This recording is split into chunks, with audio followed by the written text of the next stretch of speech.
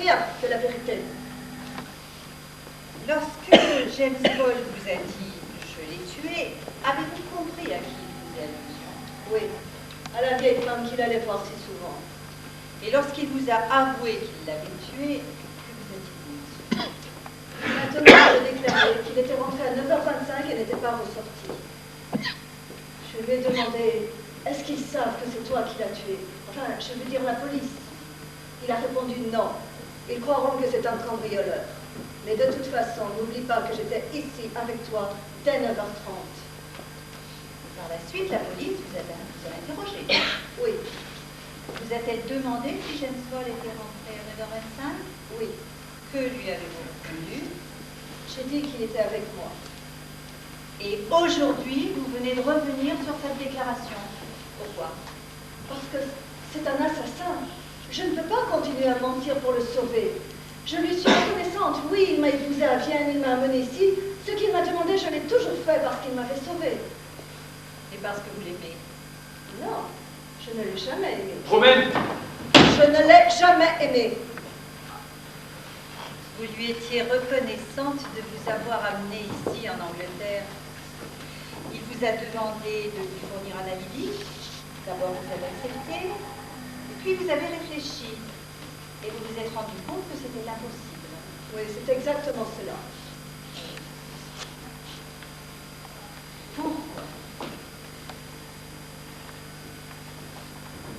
J'avais peur qu'un innocent soit condamné à sa place.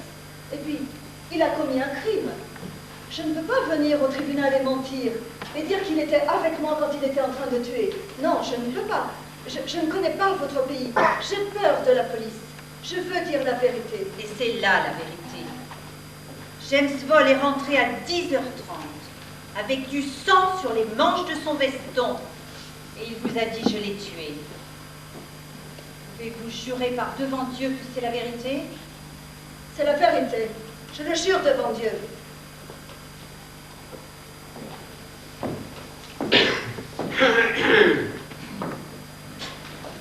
Vous dites que l'accusé vous a épousé en Autriche et vous a amené ici. Savait-il que votre premier mari était vivant? Non. Il a donc agi avec une bonne foi totale. Oui. Son acte vous a inspiré de la gratitude. De la gratitude. Et vous prouvez cette gratitude en venant ici témoigner contre lui. Je dois dire la vérité. Mais est-ce la vérité? Oui! Et moi je vous dis que le 14 octobre, votre mari était avec vous à 9h30 quand le meurtre a été commis. Je dis que votre histoire est une invention machiavélique pour vous venger. Me venger de quoi? N'oubliez pas que vous parlez sous la foi du serment. Oui. Madame Elguer, si le sort de l'accusé vous laisse indifférente, le vôtre mérite que vous réfléchissiez, car les sanctions pour un parjure sont lourdes en Angleterre. Vraiment, Monsieur le Président, je ne sais si ces déclarations théâtrales de Maître Robart sont pour but d'influencer les jurés, mais je puis dire, avec toute la modération requise, que quant à moi, rien ne permet de soupçonner le témoin de dire autre chose que la vérité. Maître Meyers, maintenant, l'accusé risque sa tête. Je désire que la défense ait bien l'aptitude de s'exprimer. Sir Wilfrid, reprenez la parole.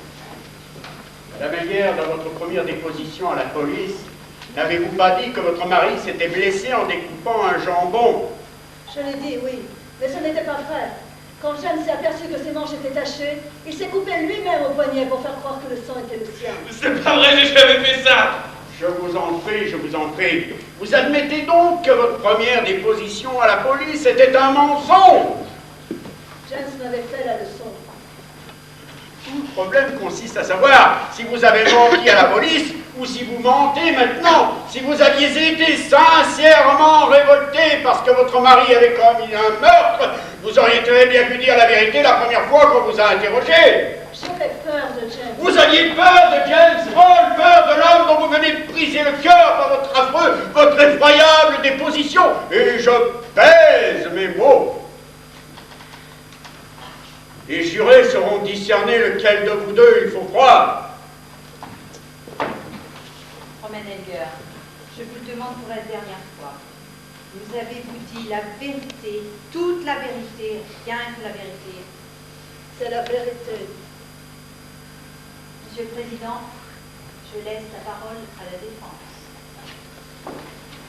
Romaine, Silence. Sir Wilfrid.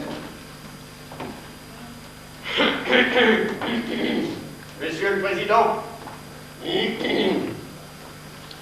Mesdames et Messieurs les jurés, vous avez entendu la déposition de la police, une déclaration objective et impartiale se bornant à narrer les faits. Vous avez entendu le témoignage du médecin et de l'expert. Contre les témoins, je n'ai rien à dire. Par ailleurs, vous avez entendu Jeannette Mackenzie et une femme qui se fait appeler Romaine Vol. Pouvez-vous consentir aux affirmations de cette femme qui joue du mensonge avec une virtuosité diabolique? Jeannette Mackenzie, qui n'est plus l'héritière de Miss French, sa place ayant été prise bien involontairement par ce pauvre garçon. Romaine Wohlweger, peu importe son nom, qui réussit à se faire épouser par James en lui cachant qu'elle était déjà mariée et qui s'est servi de lui pour échapper à la persécution politique. Elle vient d'avouer qu'elle ne l'a jamais aimé. Il a joué le rôle qu'elle lui avait assigné et elle le récompense par le plus ignominieux des témoignages. Quel crédit pouvez-vous consentir aux affirmations de cette femme qui joue du mensonge avec une virtuosité diabolique? Mesdames et Messieurs les jurés, j'appelle à la barre James Bond.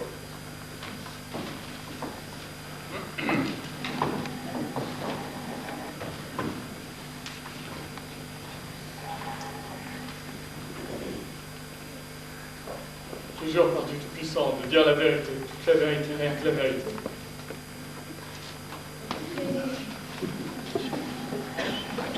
Nous connaissons votre amitié pour Miss French. Voulez-vous nous dire si vous la voyez fréquemment? Oui, oui, très souvent. Et pour quelle raison? Bien, elle était très gentille avec moi et je me suis mis sincèrement à l'aimer. Vous avez entendu Jeannette Mackenzie dire que Miss French vous croyait célibataire et avait peut-être l'intention de vous épouser. Qu'y a-t-il de vrai là-dedans? C'est absolument idiot.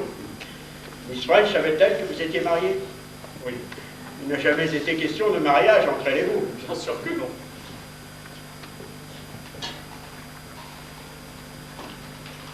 Racontez à Sir Wilfrid ce qui s'est passé ce fameux soir du 14 octobre. Bien voilà. J'avais trouvé une nouvelle brosse pour les chats. Je n'avais rien à faire ce soir-là. Je suis donc allé chez elle lui apporter. Je me suis dit que ce cadeau pourrait lui faire plaisir. Singulier cadeau. Non, c'est un nouveau modèle venu d'Amérique. Naturellement. À quelle heure êtes-vous allé chez elle? Un peu avant 8 heures. Je lui ai donné la brosse. Elle a été très contente. Puis nous l'avons essayé sur un de ses chats. Après, nous avons bu une tasse de café puis fait une partie de backgammon. Miss French aimait beaucoup le backgammon, mais à 9 heures, je suis rentré. Avez-vous vu Jeannette Mackenzie? Non, c'est Miss French qui m'a ouvert la porte. Saviez-vous que Jeannette Mackenzie était sortie? Non, j'y ai même pas pensé. Et à quelle heure avez-vous quitté Miss French? Un peu avant 9 heures. Je suis rentré à pied. La nuit était belle, avec un peu de vent. Combien de temps avez-vous mis pour rentrer? De 20 à 30 minutes à peu près. Vous étiez donc chez vous, À hein? 9h25, je crois. Et votre femme, je continue à l'appeler votre femme, était à la maison? Mais naturellement qu'elle était là et il faut qu'elle soit devenue folle. Oui. Continuons votre histoire. Avez-vous lavé votre veston en rentrant? Pas du tout. C'est Romaine qui l'a lavé le lendemain. Elle m'a dit qu'il y avait du sang sur ma manche qui provenait de la coupure au poignet. Ah! Votre coupure au poignet. Oui, vous pouvez voir ici la cicatrice. Quand avez-vous entendu parler du meurtre pour la première fois? Je l'ai lu le lendemain matin dans les journaux. Quelle fut votre réaction? J'ai été sonné. Et ensuite? Ensuite, j'ai lu la police. Elle voulait m'entendre, alors je suis allé au commissariat de police. Vous êtes allé au commissariat de police faire une déposition? Oui, Avez-vous hésité avant de vous y décider? non. Miss French, vous avez-elle jamais fait allusion qu'elle vous laisserait quelque chose? Elle m'a dit... J'ai jamais proposé de l'argent. Non, jamais. Saviez-vous que Miss French avait fait un testament en votre faveur? Elle m'a dit qu'elle avait téléphoné à son notaire pour modifier son testament. Je lui ai demandé alors si elle avait l'habitude de le faire souvent. Elle m'a répondu que oui, de temps en temps.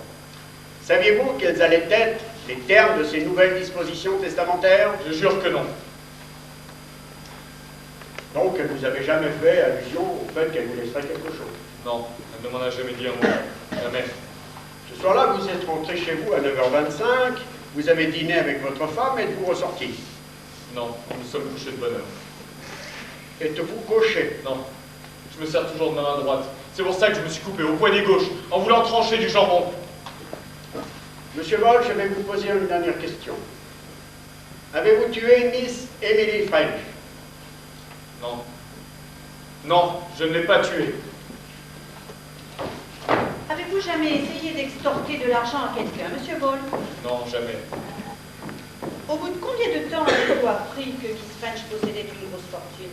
Bien, au début, j'ai tout de suite vu qu'elle était à l'aise. Mais je ne savais pas encore qu'elle était si riche. Mais lorsque vous l'avez appris, et ceci de la façon la plus sûre, puisque vous l'aidiez dans ses déclarations d'impôts, n'avez-vous pas décidé de la voir plus souvent? C'est bien l'impression que ça doit faire. Mais la question d'argent n'avait rien à voir là-dedans. Je vous assure que je l'aimais beaucoup. Vous auriez continué à la voir, même si elle avait été pauvre. Naturellement. Monsieur Boll, vous êtes dans une situation, disons, difficile. Mais cette blague-là, vous n'apprenez vraiment rien à personne. Vol, soyez plus correct avec l'avocat de la poursuite. Merci, monsieur le Oui, président. je vous en prie. Répondez à ma question par oui ou par non. Je réponds oui. Combien gagnez-vous, monsieur Boll? Bien, on va dire, je suis au chômage. Et ce depuis assez longtemps. Vous vous êtes fait renvoyer de votre dernière classe? Mais pas du tout, c'est moi qui suis parti. Au moment de votre arrestation, combien aviez-vous sur votre compte en banque? J'avais un petit peu d'argent. Pas grand-chose, j'attendais de l'argent d'ici 2 semaines ou 2. Combien? Pas beaucoup. En résumé, monsieur Boll, vous étiez à bout de ressources? Non, pas complètement à bout, enfin. Oui, juste un peu fauché, quoi. Bah, vous étiez un peu fauché. Vous rencontrez une vieille dame fort riche et vous vous mettez à la fréquenter avec assiduité. Mais vous transformez tout ce que je dis, je vous assure que je l'aimais beaucoup. Vous nous avez bien déclaré que vous étiez Miss French dans ces déclarations d'impôts. Oui. Oui, elle s'en faisait toujours. Pour ses placements d'argent, elle se perdait dans tout ce charabia. Pourtant, d'après Miss Mackenzie, Miss French avait la tête tout à fait sur les épaules et était très capable de gérer ses affaires Ce elle-même. n'est pas ce qu'elle me disait. Elle se perdait dans toutes ces paperasses. Oui. Et en aidant Miss French dans ses déclarations d'impôts, vous avez bien sûr compris quel était le montant exact de ses revenus. Non. Non? Enfin, je veux dire, oui, naturellement. Voilà qui est bien utile. Monsieur Boll, Miss French savait que vous étiez marié Oui. et pourtant, elle ne vous a jamais demandé de lui amener votre femme. Non. Et pourquoi? Bien, je ne sais pas, je pense que les femmes l'ennuyaient. Sans doute préférait-elle les jolis garçons. Et pourtant, vous, monsieur Boll, vous n'avez jamais essayé de lui amener votre femme. Non, elle savait que Romaine était étrangère et... Bon, elle avait l'air de croire qu'on ne s'entendait pas très bien. C'est l'impression que vous lui avez donnée. Mais pas du tout. Enfin, je crois qu'elle prenait ses désirs pour des réalités. Voulez-vous dire que Miss French était amoureuse de vous? Non, mais non. Pas amoureuse, mais comment vous expliquer? Un peu comme les mères avec leurs fils. Avec leur... Oui, ils n'ont pas envie qu'il s'occupe d'une jeune femme, qu'il lui fasse la cour. En fin de compte, monsieur Boll, vous pensiez tirer un avantage pécuniaire de votre amitié avec Miss French. Pas de la façon que vous pensez. Et vous semblez savoir ce que je pense mieux que moi-même, monsieur Boll. De quelle façon pensiez-vous tirer Miss French un profit quelconque? Je répète, de quelle façon pensiez-vous tirer de Miss French un profit quelconque? Eh bien, voilà. J'avais trouvé un nouveau truc pour les voitures. Un essuie-glace contre la neige. Et je cherchais quelqu'un pour me commanditer. C'est pour ça que j'ai pensé à Miss French. Mais ce n'est pas seulement pour ça que j'allais la voir. Je vous assure, et je vous l'ai dit, je l'aimais beaucoup. Oh, mais bien sûr, Monsieur Paul, nous avons déjà entendu ça bien souvent. Vous l'aimiez beaucoup. Mais puisque c'est la vérité... Eh bien, les jurés apprécieront. Monsieur Paul, je crois savoir qu'une semaine environ avant la mort de Miss French, vous vous êtes rendu dans une agence de voyage pour demander des renseignements quant à une croisière à l'étranger. Et après, c'est un crime? Oh, pas du tout, Monsieur Paul. Beaucoup de personnes font des croisières à l'étranger quand ils en ont les moyens. Or, vous n'en avez pas les moyens, n'est-ce pas, Monsieur Paul? Je vous l'avais dit, j'avais plus le sou. Et pourtant, vous vous êtes rendu dans cette agence de voyage avec une blonde jonquille, si je suis bien renseignée. Une blonde jonquille, maître Meyers? Mais il s'agit du qualificatif pour désigner une femme dont les cheveux sont blonds jonquilles, Monsieur le Je Président. croyais n'avoir plus rien à apprendre sur les blondes. Mais une blonde jonquille. Enfin, poursuivez, maître Meyers. Alors, Ma femme m'appelle Blonde. Et si je suis entré dans cette agence, ce n'est que pour m'amuser un peu. et c'est pour vous amuser un peu que vous avez demandé des renseignements sur une des croisières les plus coûteuses. Comment comptiez-vous payer? Je n'en avais pas l'intention. Peut-être saviez-vous que quelques jours plus tard, vous hériteriez d'une vieille dame fort riche. Je ne savais rien du tout. J'avais un coup de cafard ce jour-là. Et je suis passé devant cette agence. Dans la vitrine, il y avait des affiches avec des palmiers, des cocotiers, une mer bleue. Alors je suis entré pour demander des renseignements. Là-dedans, l'employé m'a regardé du haut de sa splendeur. Je n'étais pas très élégant, évidemment. Mais ça m'a vexé. Alors je lui ai joué la comédie. Je lui ai demandé des renseignements sur les croisières les plus chères, sur les meilleurs bateaux et les cabines de luxe. Et vous pensez que les jurés vont croire en cette histoire? Je ne pense rien du tout. C'était comme ça. C'était enfantin, c'était naïf, d'accord. Mais c'était rigolo, et j'ai passé un bon moment. Je n'avais l'intention ni de tuer, ni d'hériter. Et la mort de Miss French, faisant de vous son héritier quelques jours plus tard, ne fut qu'une extraordinaire coïncidence. Je vous l'ai dit, je ne l'ai pas tué. Pourtant, la femme qui est soi-disant votre épouse vous accuse. Pourquoi? Il n'y a aucune raison, aucune. Il faut qu'elle soit devenue folle. Mais mon Dieu, mais qu'est-ce qui m'est arrivé? Très jolie démonstration, Monsieur Paul. Mais voyez-vous, ici, au tribunal, nous ne jugeons que les faits. Et le fait est que la seule personne qui vous ait vraiment vu ce soir-là affirme que vous êtes rentré à 10h30 et elle précise que vous aviez du sang sur les manches de votre veston. Je me suis coupé au poignet, vous pouvez voir ici la cicatrice. Mais vous vous êtes coupé volontairement. Mais ce n'est pas vrai. Vous êtes rentré à 10h30 et non à 9h25. Ce n'est pas vrai. Vous avez tué Miss French. Ce n'est pas vrai, je n'ai pas tué. Je ne suis pas un assassin, je n'ai pas tué, je n'ai pas tué.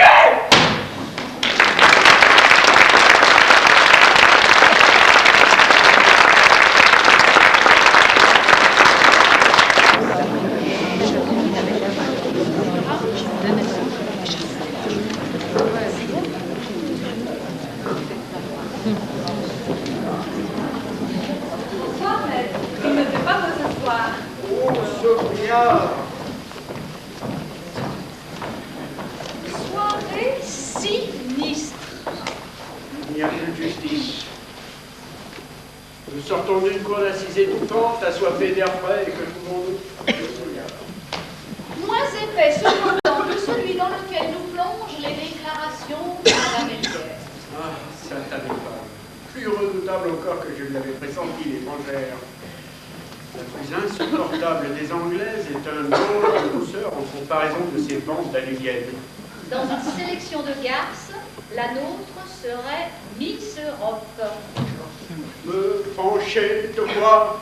A-t-elle répondu avec un tel regard qu'auprès du jury, elle a peut-être marqué un point contre moi et contre James. Et pourtant, il est évident qu'elle ne cherche qu'à se venger. Mais de quoi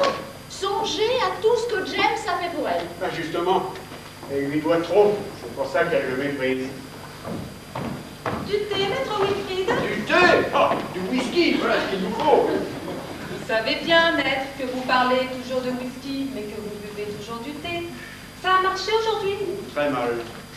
Oh non, maître, ce n'est pas possible. Il n'est pas coupable. Je suis sûre qu'il ne l'a pas tué. Continuez à être persuadé de son innocence. Pourquoi?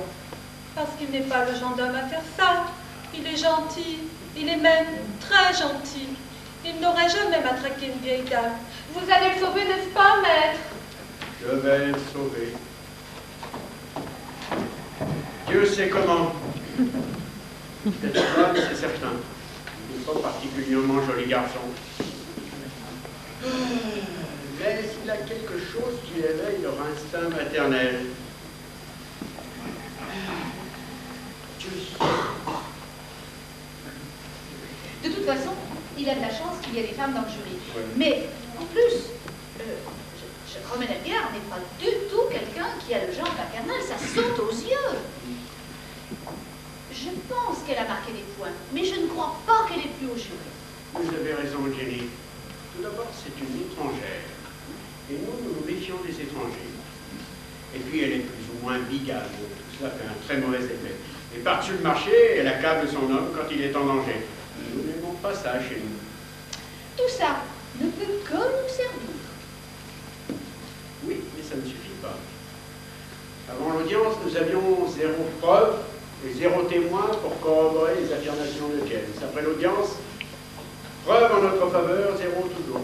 Témoin en notre faveur, toujours 0. Par contre, Meyers nous a porté un coup terrible dans son histoire de croisière Superlux et sa blonde jonquille.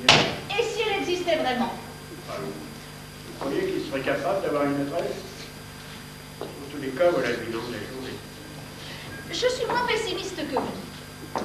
Évidemment, James ne s'est pas tiré brillamment de l'incident de l'agence de voyage. Son explication... Et si je vous disais, Jenny, que ma femme en fait autant? Comment? Et oui, elle va dans les agences de voyage, elle met au point les itinéraires les plus longs, les plus compliqués. Merci, patron. Elle se préoccupe des moindres détails. S'aperçoit-elle que le bateau n'a pas de correspondance aux Bermudes? Elle se désole et déclare que nous gagnerions du temps en prenant l'avion, mais que nous ne verrions rien du pays que nous survolerions.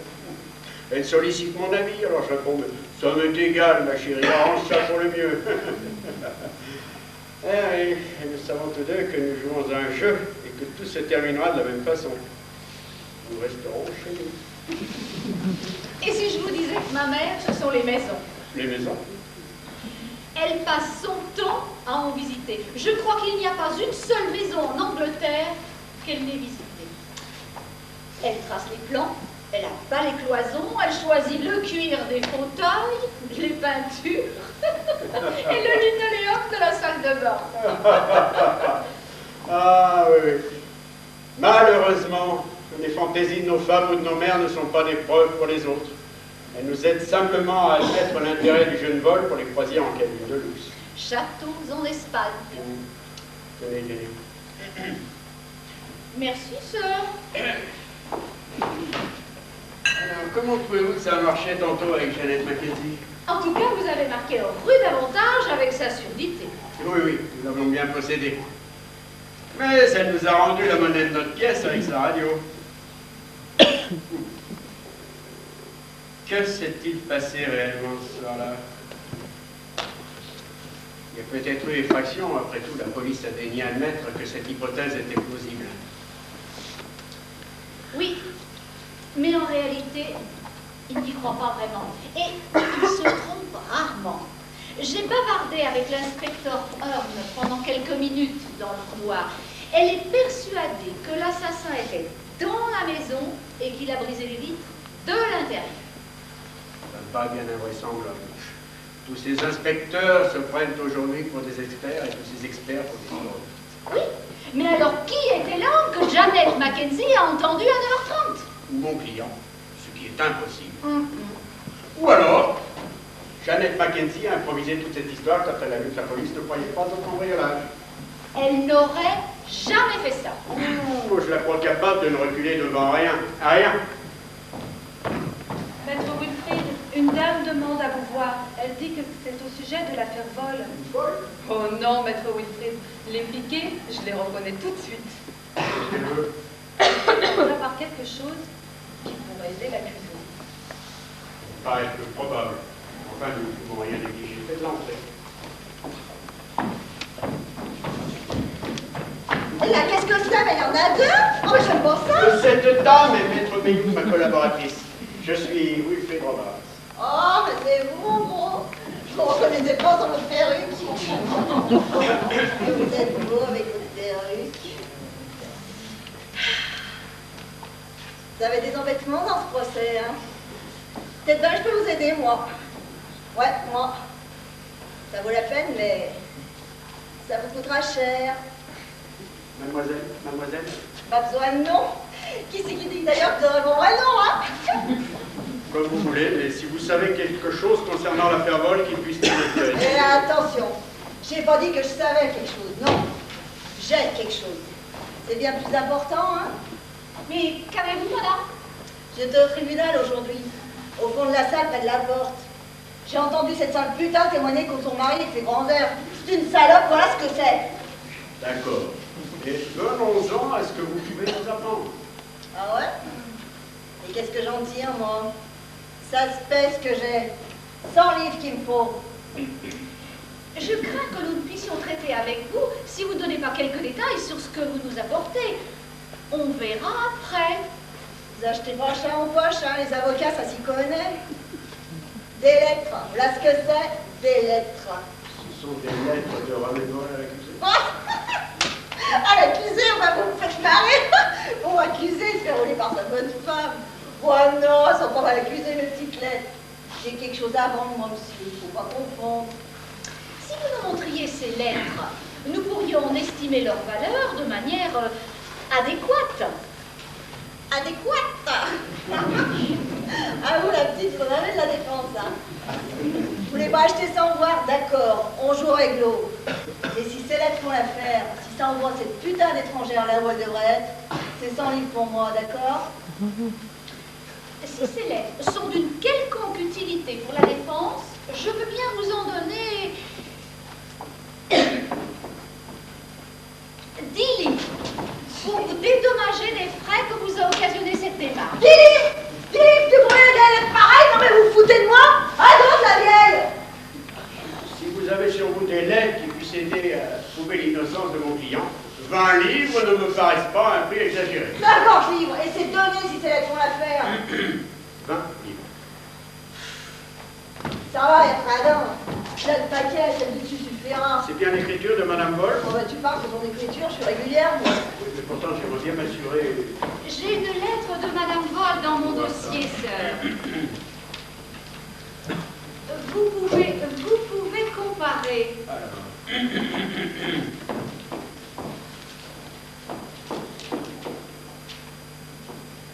Nous vous faisons confiance, madame. Nous nous permettrons seulement de vérifier. Alors, ok? C'est incroyable, incroyable. Ahurissant. Vous haïssez Madame Vol, n'est-ce pas? Oh. C'est elle qui vous a fait ça? Non, pas elle. Le gars avec qui j'étais. Et je l'aimais, je vous jure. Vous me croirez peut-être pas, mais j'étais jolie à l'époque. Il était plus jeune que moi, mais il avait le béguin. C'est drôle. Et moi, j'étais mordue pour ce seul. Et puis, elle est arrivée. Et elle me l'a piqué. Il a commencé à l'avoir en douce, et puis un beau jour, il m'a plaqué. Mais je savais où il était. Alors, j'y suis allée, je les ai trouvés ensemble. Là, je lui ai dit ce que je pensais d'elle, et j'ai pas pris de gants. Alors, il s'est jeté sur moi avec un rasoir. Quelle pitié. Il m'a tailladé la figure. Voilà qui l'a dit. Comme ça, aucun homme te regarde plus. Vous allez à la police porter plainte? Qui, moi, la police? Pas question. Tout était de sa faute à elle. Mais je savais qu'on en reviendrait.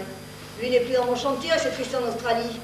Mais elle, je me doutais qu'elle aurait vite fait de le remplacer. Alors je l'ai guetté. Et j'ai découvert le successeur.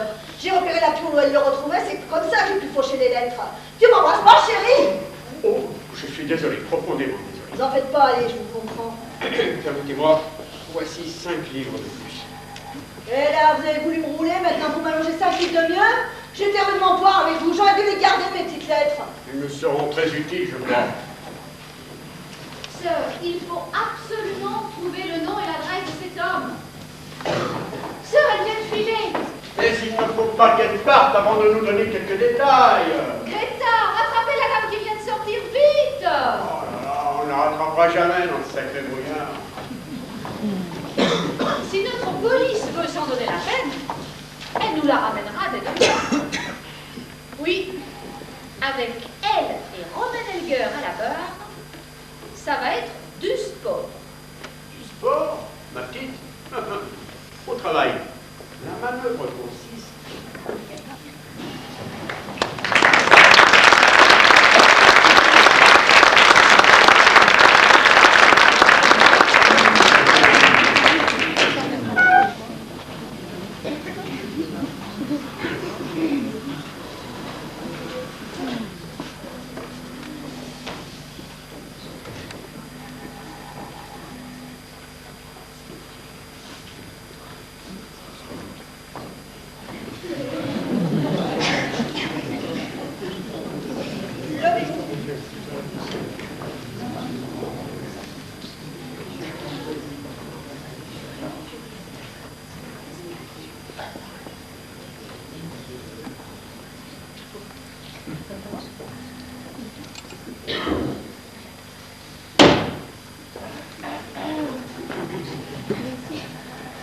Toute personne qui a quelque chose à dire avant que la justice de la reine commence et que la cour délibère, que cette personne avance et fasse sa déclaration. Monsieur le Président, une pièce à conviction d'un caractère surprenant est tombée entre mes mains. Elle est d'une telle importance qu'elle me force à vous demander l'autorisation de rappeler à la barre le témoin à charge, Romain Elger. Et depuis quand êtes-vous en possession de ce nouveau témoignage, Sir Wilfrid? Il m'a été apporté hier au soir après l'audience, Monsieur le Président. Monsieur le Président, je suis obligé de m'opposer à la requête de Maître Robart. Les témoignages à charge clos. Maître Meyers, mon intention n'était pas de répondre favorablement à cette demande sans avoir examiné si elle est conforme à la jurisprudence de la Cour. Je voudrais entendre, Sir Wilfrid.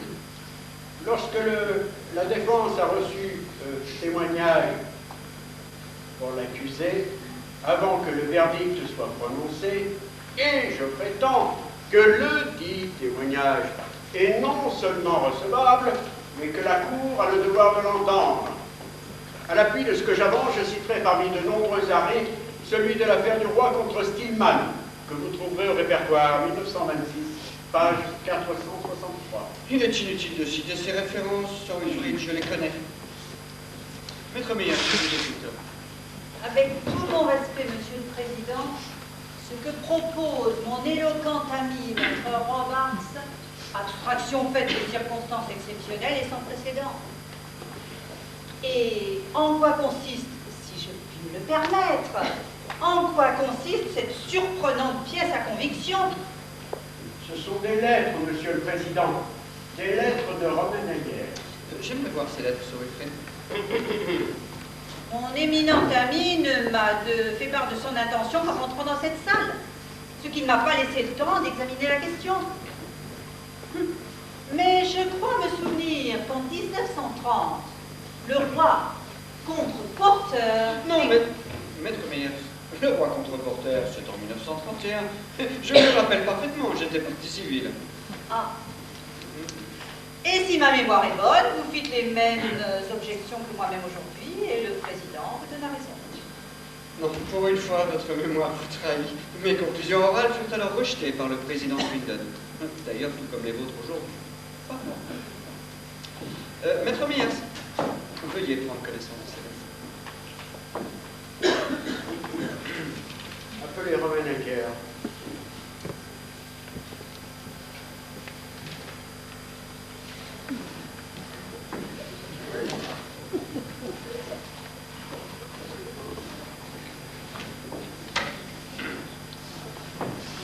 Romain Elger.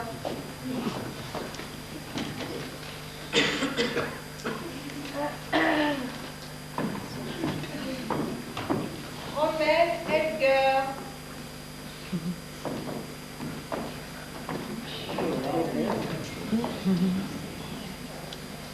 Romain Elguer, nous vous avons appelé à nouveau là-bas afin que Sir Wilfrid puisse vous poser certaines questions et vous demander de plus amples détails sur votre déposition d'hier. Sir Wilfrid, vous avez la parole. Ce n'est que vous parlez toujours sous la foi du serment. Naturellement. Connaissez-vous un homme dont le prénom est Max? Je ne comprends pas ce que vous voulez dire. Pourtant, ma question n'est pas difficile à comprendre. Connaissez-vous ou ne connaissez-vous pas un homme qui s'appelle Max? Sûrement pas. Vous en êtes certaine? Je n'ai jamais connu l'homme appelé Max. Jamais. Pourtant, Max, c'est un prénom et un diminutif assez fréquents en Autriche. Oh, à Vienne, oui, peut-être. Mais je ne m'en souviens pas il y a si longtemps. Je ne vous demande pas de faire appel à des souvenirs aussi lointains. Remontez seulement à quelques semaines. Voyons voir, oui, voilà, c'est ça. Au 15 octobre dernier. Qu'est-ce que vous tenez là? Une lettre. De quoi parlez-vous? Je parle d'une lettre écrite le 15 octobre dernier. Cette date ne vous dit rien. Pas spécialement. Pourquoi? C'est le lendemain du jour où votre mari est rentré chez vous en s'accusant d'avoir assassiné Émilie Frank. Naturellement, je m'en souviens. Ce jour-là, vous avez écrit une certaine lettre adressée à un homme appelé Max. Ce n'est pas vrai. Cette lettre, je l'extrais d'une liasse de lettres écrites au même homme à la même époque. Des mensonges! Le ton de ces lettres atteste que vous aviez avec leur destinataire des relations intimes. Et comment osez-vous dire une chose pareille? C'est pas vrai! Que l'accusé dans son propre intérêt s'abstienne de tout commentaire.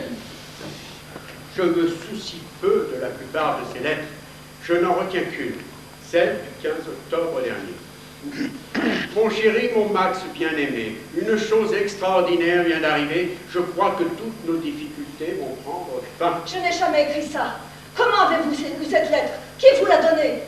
La façon dont j'ai obtenu cette lettre ne regarde personne. C'est une femme qui vous l'a donnée. C'est ça, hein? C'est ça! Ou bien alors, vous l'avez volée.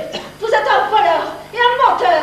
Madame Elguer, voulez-vous, je vous prie, nous épargner vos injures et répondre seulement aux questions qui vous sont posées? Je ne vous écoute plus. Sir Wilfrid. Persistez-vous à nier avoir écrit cette lettre?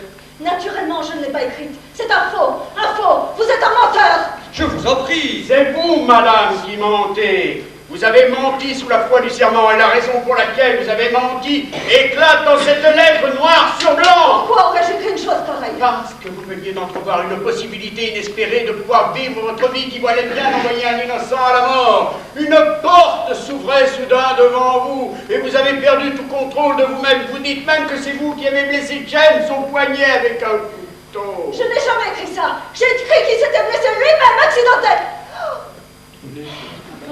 Vous connaissez le contenu de cette lettre Ça me brûle. avant même que je vous l'ai lu. Oh, laissez-moi partir. Laissez-moi partir. Laissez-la tranquille, vous défendez. Huissier, donnez une chaise au témoin, vite.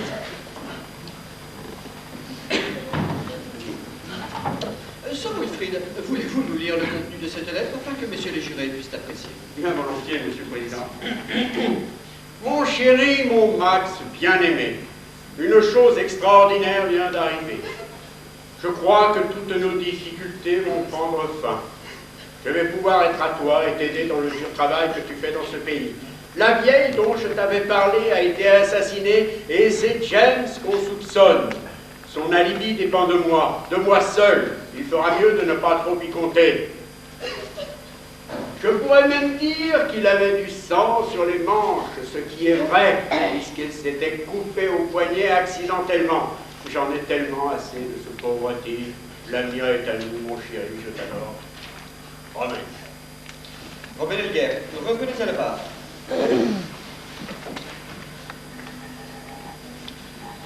Vous avez entendu Sir Wilfrid. Qu'avez-vous à nous dire? Rien. Romain, dis-leur que tu n'as pas écrit cette lettre. Moi, je sais que tu ne l'as pas écrite. Je ne sais rien du tout. Bien sûr que je l'ai écrite. Et voilà, Monsieur le Président, les conclusions de la défense. Sir Wilfrid, savez-vous à qui ces lettres étaient adressées?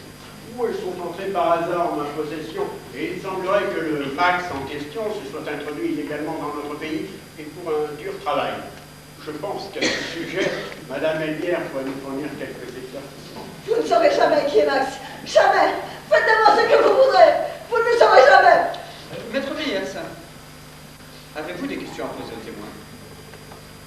Madame Elger, vous êtes évidemment très nerveuse. Étrangère, vous ignorez sûrement à quelles sanctions vous vous exposez en faisant un faux témoignage sous la foi du sergent devant un tribunal anglais. On a exercé sur vous une quelconque pression pour vous faire dire ou écrire quoi que ce soit de contraire à la vérité, c'est le moment. Avouez-le. Laissez-moi tranquille. Oui, j'ai fait ça. Laissez-moi partir. Monsieur le Président, le témoin est dans un tel état de surexcitation qu'elle ne sait plus ni ce qu'elle dit, ni ce qu'elle fait. Madame Elger, je tiens à vous avertir que les choses n'en resteront pas là. Dans notre pays, on ne peut commettre de parjure sans avoir à en répondre. En conséquence, vous serez poursuivi pour faux témoignage et parjure, délit qui peut entraîner jusqu'à 7 ans de prison. Vous pouvez vous retirer, Madame Elger.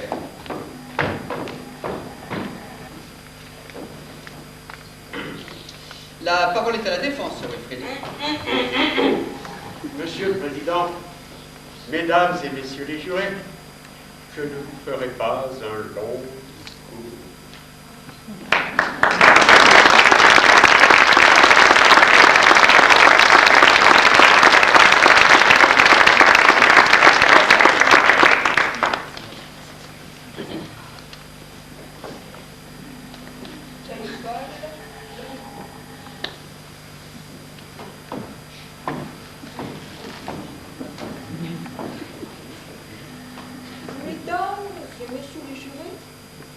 James Ball.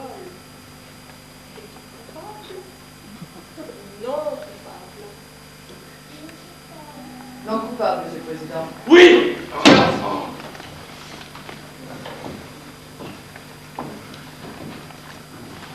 James Ball, vous avez été reconnu non coupable du meurtre de Miss Emily French. Vous êtes donc libre de quitter la cour d'assises. Dieu sauve la reine. Félicitations, mon garçon. Merci, maître. Je ne sais vraiment comment vous remercier. Voici celui que vous devez remercier. Merci beaucoup, maître. Vous m'avez tiré d'un drôle de pétrin. Un drôle de pétrin, vous entendez cela, Jenny? Il a fallu que Sir Wilfrid joue serré. Oui, c'est bien possible. Ah, si nous n'avions pas pu confondre ces femmes. Mais était-ce nécessaire de la malmener comme ça? Enfin, c'était terrible de la voir s'effondrer. Vous n'allez pas vous attendre sur elle. Dire que j'aurais juré qu'elle m'aimait pendant ce temps-là. Oh, elle allait avec quelqu'un d'autre. C'est extraordinaire, Vol. On dirait que vous oubliez qu'elle a tout fait pour vous faire pendre. Tâchez de vous en souvenir. Dans quelques minutes, monsieur, nous vous ferons sortir par une des portes de côté. Il y a encore beaucoup de monde. Madame, il vaut mieux attendre ici. La foule est un peu nerveuse. À votre place, je vous laisserai se disperser avant de sortir. Merci. James, chérie. Oh non, je vous en prie. J'ai James contre moi. Ce n'est pas la peine, vous savez. Mais vous n'y êtes pour rien. Lui a cette balle comme ça. Je ne peux même pas féliciter James d'être libre Mais non, vous n'y êtes pour rien du tout. et riche. Riche. Oui, monsieur Vol, vous allez hériter d'une fortune considérable. Enfin, l'argent ne fait pas tout, après ce qui vient de m'arriver. Romaine! James, ça fait... Je vous interdis.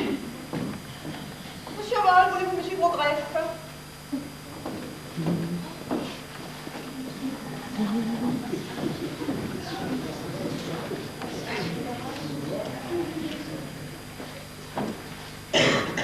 Dites, toute cette phrase du président, cela veut dire qu'on va me mettre en prison. Oui, vous allez être jugé de parjure, vraisemblablement mis en jugement et condamné. Cela vous intéresserait-il, madame, de savoir que je vous ai jugé la première fois que je vous ai vu? Et je me suis juré d'avoir le dernier mot contre vous, et par Dieu, j'ai réussi. J'ai sauvé votre mari malgré vous. Malgré moi. Vous niez que vous avez tout mis en œuvre pour le faire rendre? Si j'avais dit qu'il était rentré ce soir-là à 9h25 et n'était pas ressorti, est-ce que les jurés m'auraient cru? Pourquoi pas? Parce qu'ils se seraient dit, Cette femme aime cet homme. Elle ferait n'importe quoi pour le sauver. Nous les aurions forcés à... Oh, en êtes-vous sûr? Ils auraient eu pitié de moi, oui, mais ils ne m'auraient pas cru. Je voulais qu'ils me détestent. Je voulais qu'ils soient sûrs que je suis une menteuse. Voilà. Vous savez tout maintenant. Tu m'embrasses pas, chérie? Oh, mon Dieu! Oui. La femme aux lettres, c'était moi. Je les ai écrites. Je vous les ai apportées. Je suis une actrice. Ce n'est pas vous qui avez réussi à sauver James. C'est moi. Ne pouviez-vous pas vous faire confiance? Notre justice britannique parvient toujours à établir la vérité. Je n'ai pas voulu risquer cela. Vous croyez qu'il était innocent. Ah, vous saviez qu'il l'était, je comprends. Vous ne comprenez rien du tout, Sir Wilfrid. Moi, je savais qu'il était coupable. La première fois que je vous ai vu, je vous ai dit, vous êtes une femme très remarquable. Madame, je ne vois aucune raison de modifier mon opinion.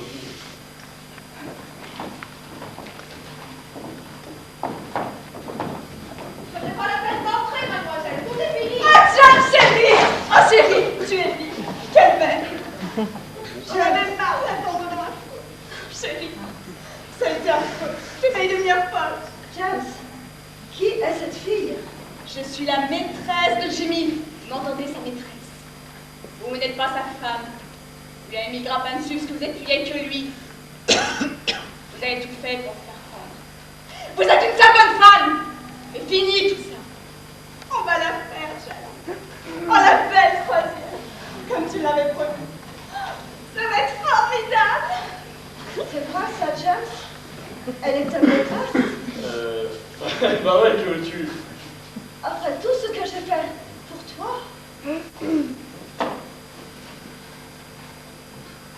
Elle a 10 ans de moins que toi, Romaine. Enfin, presque. Romaine, je suis acquitté et donc ne peux plus repasser en jugement. Cependant, je vais être chic. Pour ta défense, t'as certainement besoin d'un peu de fric, non? Du bon fric, tu sais? Je ne veux pas de ton sale argent. Eh bien, tant pis pour toi. Mais tâche de tenir ta langue, car sinon c'est toi qui seras condamné, et ce comme complice. Je ne serai pas jugée comme complice. Eh bien alors, tant mieux pour moi. Je